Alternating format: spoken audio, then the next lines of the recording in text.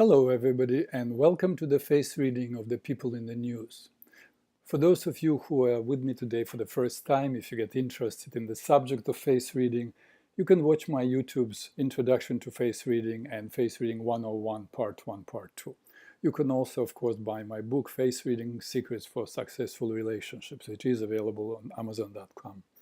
Today I will be talking about the third out of three of my favorite comedians, George Carlin. The two others being Ellen DeGeneres and Robin Williams. Of course, George and Robin are no longer alive. And I did the readings on Robin and Ellen, so it's George's time. Here he is, George Carlin. He was not really a comedian. He was a philosopher who shared his ideas in the form of jokes, just like there are jokers who at times get philosophical.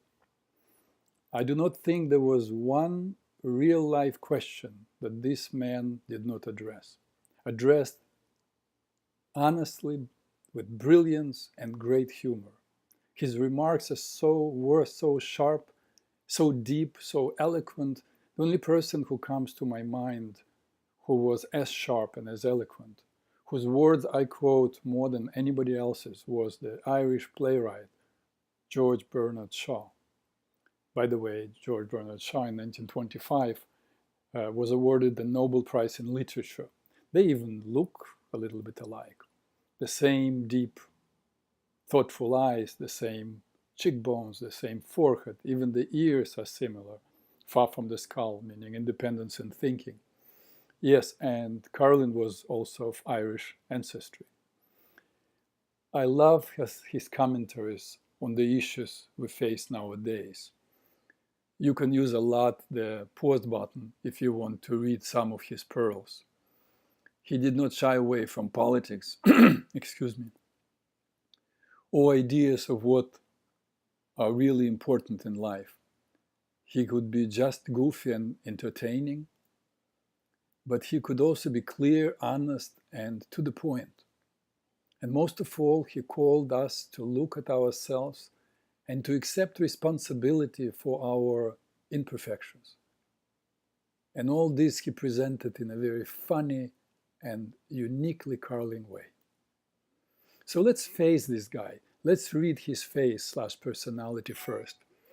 His beard makes it difficult, but wait, we'll get some help from his younger age photos. You will be surprised. Are you getting it now? The guy was, yes, an almost pure Mercury. I think under his beard, even at older age, he remained a Mercury. It's just more difficult to see now. We usually say that four main words embody the Mercury personality: quick, short, volatile, and talented. The Mercury have a very quick mind, they're very talented and creative, and can excel at any arena as long as it does not require long-term commitment. They can come up with new ideas, but they're also very good at repackaging all ideas in new ways. People want to be around those with Mercury personality because it is fun, it is enriching, and there are always things happening around them. They're very charming, have a wonderful sense of humor, and are generous in sharing their ideas and views. George was in the right business indeed. I noticed a couple of interesting features here. Look at his upper lip. There is almost none, meaning that George really did not share with many what was he really inside, what he was feeling or thinking. That is, not too many people knew George intimately. Okay, the same was with Robin Williams, if you remember my reading on Robin Williams. The guy had practically no upper lip, but he had a huge space between the tragus and antitragus, which means that Robin Williams was a very talkative person by nature, although he did not share what was inside. But George, the space between his tragus and antitragus is also very small, meaning that not only the upper lip is non-existent and he was not sharing what was really happening with him inside, but he was not talkative by nature at all.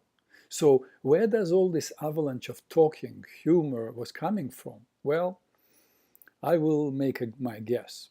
And it will be honestly just that, a guess, because I did not study how George Carlin worked, how he prepared his shows. I will say, as opposed to Robin Williams, who was a master of spontaneous humor, George Carlin was preparing each of his shows with care and deliberation. It was a labor of love and devotion, but nevertheless labor. Of course, his temperament had something to do with it as well. And here there are a few words about George's temperament, the qualities he was born with. You can clearly see that there is a line can be made between his forehead and his chin. So intellectually he was what? Bilious? Not so quick. And what about that bow-like movement of his profile?